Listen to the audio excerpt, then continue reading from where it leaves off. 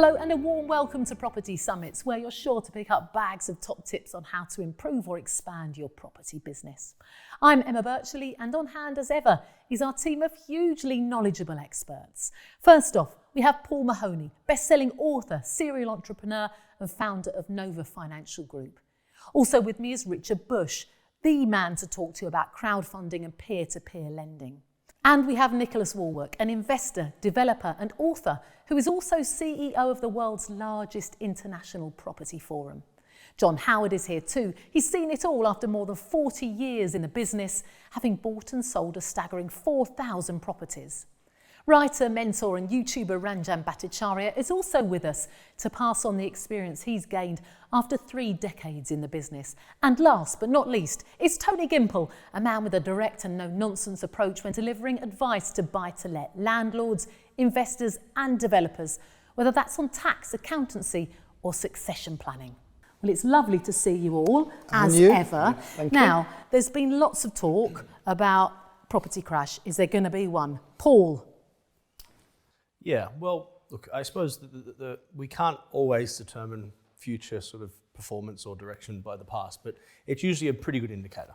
And if we look at the past 20 odd years, we had a bit of a pullback in pricing in the early 2000s, and then again in 2008, and we haven't really had one since then. So we're likely due. We've also had very strong performance in the UK property market over the past couple of years. Some areas have grown by 20% in that time frame.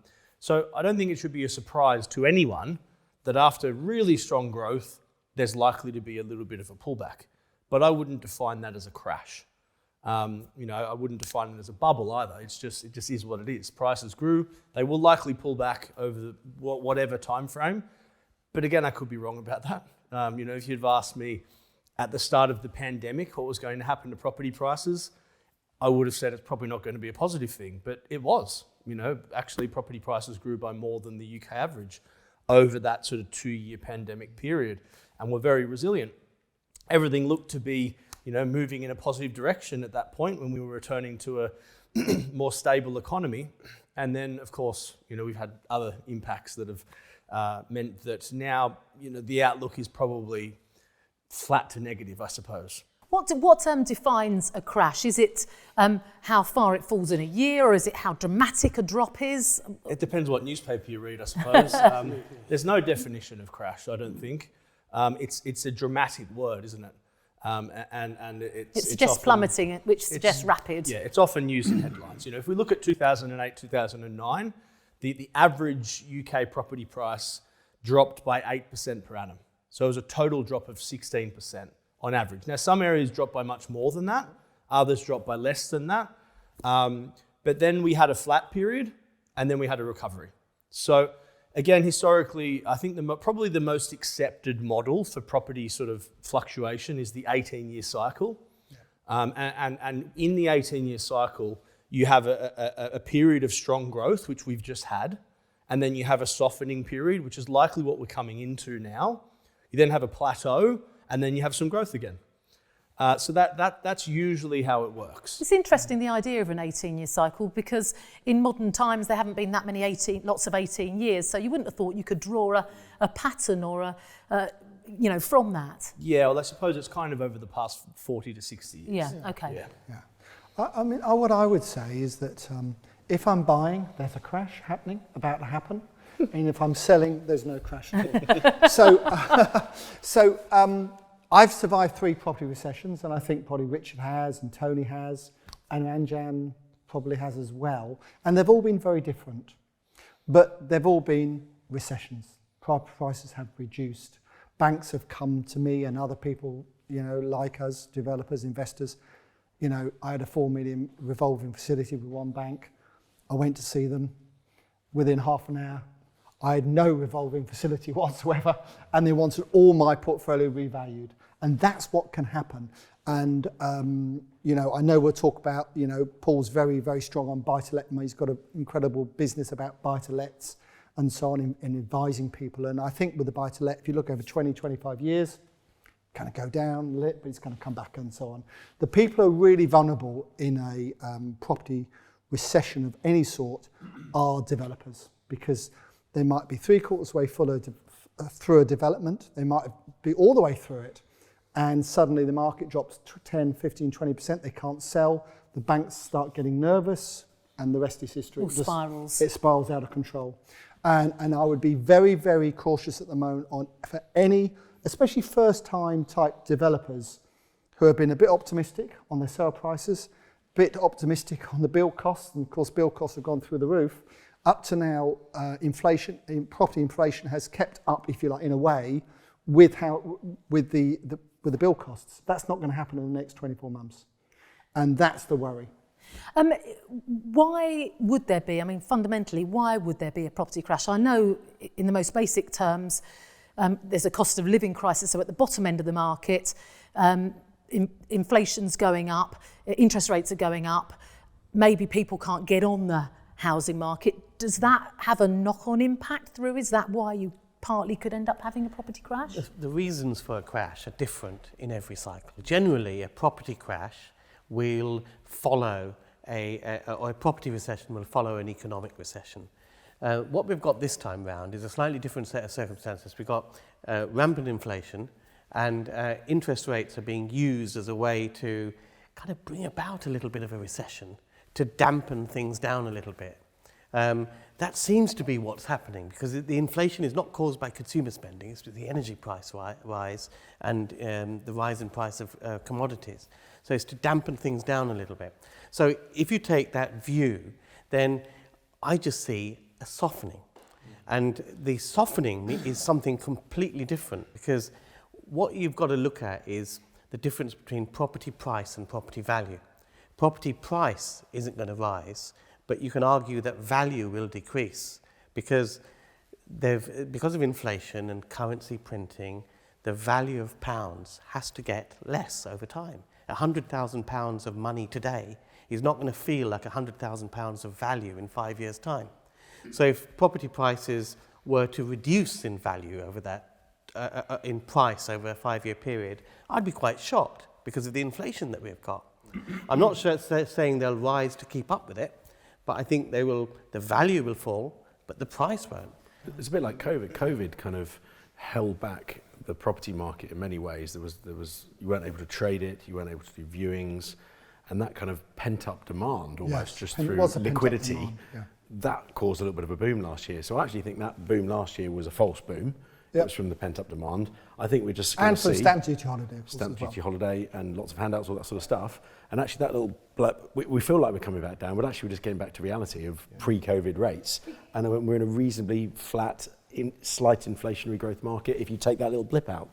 With all due respect, Nicholas, I don't think you're right. I think it's going to be worse than that. It's interesting. I mean, Paul's comment about the cycles, I think, is interesting. I agree with that. I feel those cycles are applied historically, and they look for trends as opposed to understanding. It's not as if they are common factors that happen in cycle. Science, obviously. Yeah. So, but we know that there will be a crash at some time. Yeah. But whether it's this year or next year or 10 years' time, I don't think. Well, and that also depends on how you define crash, right? Precisely, because I think your point, John, about developers being the most exposed. They are exposed if the market goes down, but they're also highly exposed if the market just stalls. So without question, Richard, they are very, very vulnerable. But they can't sell. Yeah. So that is probably... no coincidence. While the cost of building is going... Absolutely. There's no coincidence that all I'm buying at the moment is part-finished developments where someone else has unfortunately gone bankrupt. Yeah.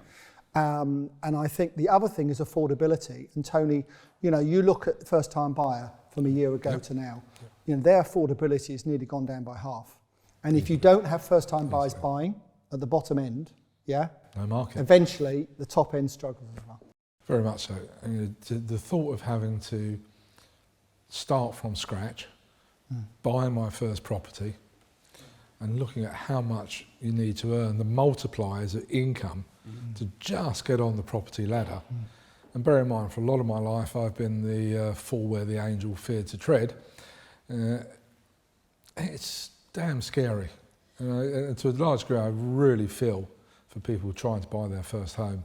Plus, when you're talking about, how much you can borrow compared to your salary, every £10,000 counts, doesn't it? So if you think that there might be a crash coming up because you're hearing about it, you're reading about it in the papers, you may be less inclined to see that as the moment to buy because the price might go down in 10% in order. Well, my nephew keeps badgering me on WhatsApp, constantly about looking to buy, and I'll keep telling him, there's no rush.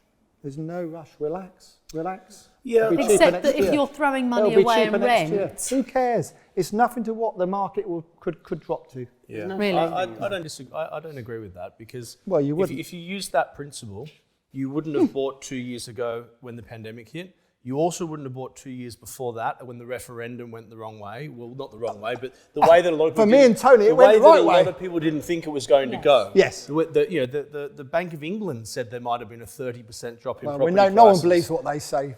But it's a credible source to most people, right? Yes. Yeah. So therefore, if you use that principle all the time, there's always going to be a reason not to buy, regardless of where we are in the cycle. I'm a big believer that if you buy good property in good areas, and you've got the money to do it at that point in time, do it now and do it for the mid to long term. I mean, that's the point, I suppose. It's not needing to get out, isn't it? Yeah, if it's your own home, hold on to it. Does it matter? And of course, it's your home or a buy-to-let. Yeah, it doesn't matter when you buy. Yeah, and if you're in the market actually, and you're buying up, so you're upgrading, it actually pays you. It's better to buy in a recession because you're getting more discount.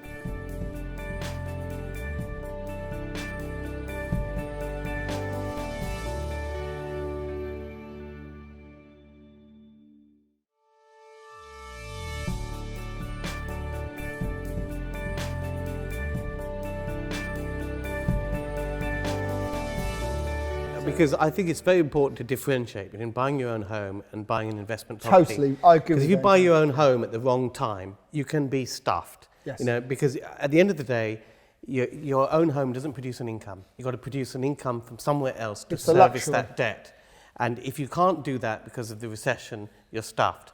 But with investment property, there's no such thing as a property market. Then it's not like shares where the FTSE sets the price that you pay for British Telecom stock at this point in time. It's micro markets, and it's dependent on vendor motivation to sell, and it's dependent on how much value you can add or see in a particular property that others don't see. So you can buy things at under market value, and if you buy property at under market value from motivated sellers, and you can cash flow them and lock your debt down for 5 years and produce positive cash flow, I don't think you can go wrong with that. I love this under market value. If I hear that one more time, I was just about to strongly agree with you until you used that term. Under market value. Under market value. What does that mean? Is it no money down deals? You said there was no market, right? A good deal. No, under market value is what someone would value it at based on comparables. If I can't get 35% discount, I'm not buying anything at the moment. That's for sure. Exactly, and that is under market. Richard, isn't inflation a good thing for property long term, surely? Please say yes, he's saying. I don't know enough about economics to answer that properly. Property has definitely tended to be a good hedge against inflation. Yes. That in high inflationary periods, property prices have grown, whereas the value of money has gone down. But then balancing that is when inflation goes up, interest rates go up, and when interest rates go up, the cost of borrowing means you can't afford to buy what you The one clue I would say is under a Labour government, over the years, the property industry has done quite well because of inflation, because there's always more inflation under a Labour government because they waste money, spend money and all the rest of it. Now, like the one we got now. Unlike what we got now. So, but going forward, of course, if people can't afford to pay the rent, these high rents, and it's market forces because of the cost of electricity and living and inflation and everything else, then surely the only thing that can go down is the rent to a more sustainable level, which means the value of the investment goes down as well. Now, I agree in the past that doesn't happen in a recession normally. Normally in a recession, rents go up because people can't afford to buy, so they rent. But in this is very different times we're in. And I think Richard's got a very good point there. About also that, one thing that Paul said, and he repeatedly says, and one of the valuable lessons I've learned from... Bangs on about. Bangs on about, that's what I was looking for. is the idea, and Ranjan said it, that there's no market and that every single property is in its own I was environment. about to ask Ranjan, he's been watching my videos. Yeah. And Learning and taking notes. and I think that's From a true book I also. wrote 15 years ago. What are you talking about? Carry on. That's all right. I think that's Is that where I got my book from? That old chestnut. I think that's true also for the rental market. Whilst rents are going up rapidly in the southeast, there are parts of the country where they're hardly Yeah, well, moving but at there's all. no demand. Yeah. And so whatever you're doing, I don't think there is one market, and so there will be places where it crashes, and there'll be other places where it prospers. And our job and our skill is to identify the right place at the right time and choose the right property in the right place at the right time. Well, that leads on to where is that? Yeah, That's or all if, I Emma just, would just like if, to you, know if you where. go back, Emma, if you go back to Where what do we said buy? before, so a lot of people look at the property market and the predictions around it. Yeah. And if you do that, you would say perhaps now is not the right time to buy. Yeah. But going back to what Richard said, is there are areas that it is the right time to buy. So therefore, and that's always the case. Yeah, You know, there's specific reasons why you'd buy in There's that always city at the opportunities. time. And that goes back to what we've talked about in previous programmes about researching your areas and knowing what's Sure, going on. sure. And I Absolutely. mean, you asked an example. If we look at somewhere like Birmingham, Birmingham's just hosted the Commonwealth Games. Now, for every Commonwealth Games that's ever happened, the average property price growth in the 12 months following the Commonwealth Games is 14%. And the reason for that is the massive inward investment that a huge event like that brings. The same as the London Olympics. We're in East London at the moment. This area was a dive before the London Olympics, and it completely changed the face of East London as a whole, which is a big area. So there are still areas that make sense based upon what's just happened and what's likely to happen. Yes. And of course, we're talking about when we say we think there might be a drop of 10, 15%, that's what I think it might be in the next year or so. That's overall, that's an average, and it will change. Great news for what you said about Birmingham. Thank you so much. I'm going to tell my banker that, because I've got quite a lot of stuff in Birmingham at the moment, so he'll be delighted to hear what you said. Let's hope he takes note. It's such a difficult thing, but if you ask people in a room, do you think property prices are more likely to drop next year than this year? Most people hand up and say yes. I believe property prices will more likely to drop or go down. There have been places next year or this year? What would you say? Oh, without question, next year will be much tougher than this year. And I believe, but perhaps all of us disagree. I don't know. But I think the other interesting point to consider is that whenever people, the masses, are talking about a recession, there's unlikely to be one. And whenever everyone is saying how great things are, that's probably when you need to be worried. If you look at 2007, 1999, read the papers. Property prices were never going to stop growing, but then all of a sudden, bang, something happened. the one sure thing is the stock market in many ways. And when all the major house builders' shares are going down, there's a reason for it. And guess what they're doing at the moment? They're all going down. Well, yeah, we have already had a correction in the stock market. Well, the stock market is much more down to market sentiment. Much the more property instant. market. It's much more instant. Instant, yeah, within a week. But You it get tells one you- black swan event and But if it tumbles. It is, but if every housing, well, yes, I think every major house builder on the stock market, the shares are less on sentiment because they believe next year will be a lot tougher. Yes, but every industry on the stock market is less. And they've just had good years, John. 3 months ago. I'm not interested in everything else. I'm just interested in But property. if you build new houses as well, your costs have just gone up enormously, and you can't get a plumber And if or you a can't get plasterer for love first-time nor buyers to money. buy them, you're going to be in trouble. But course, the top 6 property developers, they've just had great years. They've just made... They've had the most fantastic huge year, but they're profits. looking... So they're bound to go We're all down. looking at the next year and the year after. Precisely. So they're not going to make the profits they made last year. Yeah. It doesn't mean it's going to crash. It just That's a means good that point. they made an exceptional... That they've just gone up by 20%. Yeah. So the fact they're down by 5 shouldn't be a cause for concern. People get into analysis paralysis on all of this, and which way is it going and all of that. And the best time to buy property, when was it? It's always 10 years ago. But whatever time you look at, it's always 10 years ago. The thing is, entrepreneurs, property entrepreneurs, buy property and profit from property in any market. The game changes a little bit. The rules of the game change a little bit. The same strategies that you apply when the market's booming are slightly different in these sort of times, but it's about adapting. John's got a problem because he's worried about developers. So I think it's different being a developer than an investor. I'm afraid I disagree with what you're saying, Ranjan. There are times to buy and times to sit on your hands and just wait and be patient. And it's one of those times now, unless you're buying at huge discounts.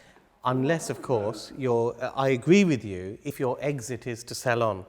If your exit Keep for 10, is to 20 rent years. out, refinance and rent, you've pretty much got a Because, fixed John, exit at the end of that You're getting a development. rental Well, as long yield as you can get consistently. finance. It's an investment. Your money course, in the but, bank you is know, it's deflating different with with inflation. Yeah. If you're cashed up as an investor, you need it in something better than the I bank. don't need a lesson from you, Nicholas, on investment. I've No, got but plenty with- of investments. you're I'm talking about development. I'm just saying that going forward, you know, I've made more money coming out of a property recession, and as have all of us probably here, than any other time. And if you've bought just before that just before the drop, you ain't going to have any money to buy out. But John, You're not an investor, John. You don't listen to what I'm saying. You're not an investor. I am. You're a I'm developer. both. I'm You're both. You're buying assuming sites people to are buying at convert, peak. and you want to sell them on. I'm both. Okay, all right. I'm both. And you're assuming Yeah. people are always buying at the peak of the market. We're also assuming that you're right about the property. And I'm not- I said I'm also saying big you're- assumption I know at you're- that I know you're very experienced, John, but you You could need, be wrong. you need to read No my, one knows. you need to read my 4 books. And then I you'd, think, you know, from my experience, for example, I thought there was going to be a recession 2 years ago. Yeah. And I was hanging on to a lot of cash for the exact reason Paul, you just said. I think And I we did- deployed that Paul, cash, I and think- I'm glad I did. I think we discussed it at the time, and we were doing the same, by the way. Yeah. So, you know, no one really knows. But you have to learn from past experiences. And past experiences tell you that market can drop 35%. And banks can come to you, and they've come to me and a lot of other people as well and said, we want our money back. We're not lending 65% loan to value now. We're going to be lending 50, but we're not really lending, but we're telling everyone we are. But John, You've had that, Richard. yeah, but the point that you made earlier, which I think is valid, is that there are good. opportunities. Yeah, there was only one point. Yeah.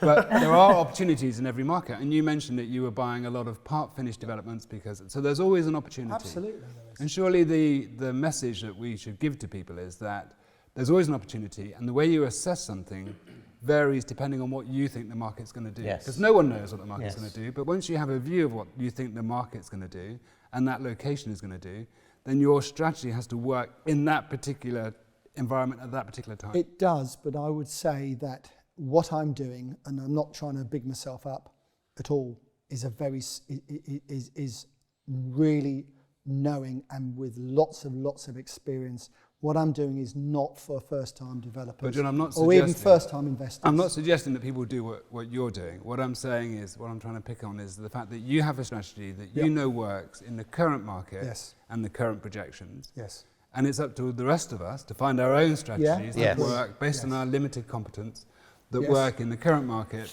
and based on our own Yeah. projections. But what do you think banks are going to do? Because you know it's okay us wanting to buy, but if the banks say, you know what, we're not lending at the moment, what Well, do they're we doing do? it already. They're Right. lowering their leverage and they're Yep. increasing their rates week on week. That's very And interesting. that will continue. One of my friends, well, she's become a friend. She's a director of one of the big new build housing agencies. She's director for the whole of the UK, and she said she spent the last 2 months fighting down valuations from valuers. You know, And that's there's- the sign of that isn't a good sign. There's a massive difference between developing to let and developing to sell. I accept that totally. And we've had an issue where a new development to let actually got a higher valuation, particularly because of the energy performance measures that were put in. Right. Because when you let them out, the rental values are basically very, very appealing and very, very good because it costs virtually nothing to run the place Yep. because of the insulation and the heating system, Especially the solar now and all with of the that cost sort of of living. stuff with the cost of living. And the valuation report highlighted that as a reason for Interesting. giving the valuation they gave. So I accept developing to sell is because you only make your profit when the last few are sold, Sure. as you always say. Yep. You know, but with rentals, you know, the minute the thing is developed, if you can let it out, you can cash flow it, then you can finance it and you can exit. But the risk, Ranjan, and I agree with you Yeah. completely, but the risk there is that because the market goes down, the valuation goes down, the 75% of the value becomes 75% of a smaller number than you planned on. Likelihood is you're leveraged up to 75% anyway, so it's not risk-free. No, you're saying you can that, still be but, caught. no, but what you've described is what I would term as a very irresponsible way of doing a development at this phase of the market. But then You would do it, you wouldn't do it with those sort of numbers. You'd be looking at buying something a little bit cheaper, where there's more margin to be made on the development. You'd be not using so much debt finance, you'd be using more equity. But your point was that if you're building to rent, that you'd not have the same risk. My point is that you have the Lesser same risks. Well, Different risks. if it's a bad development to sell, it's a bad development to rent. If it's risky to sell, No, but why it's would risky you do to those? rent. What I'm trying to say is I believe you can have, I've had a lot more control over all the developments I've done through letting them out, because I can pretty much guarantee them. I mean, if they're lettable when you buy the site, they're lettable at the end. The problem with selling is you've got no guarantee on how long it's going to take to sell, how many sellers are going to flake out on you, just change their mind before exchange of contracts, all that sort of stuff.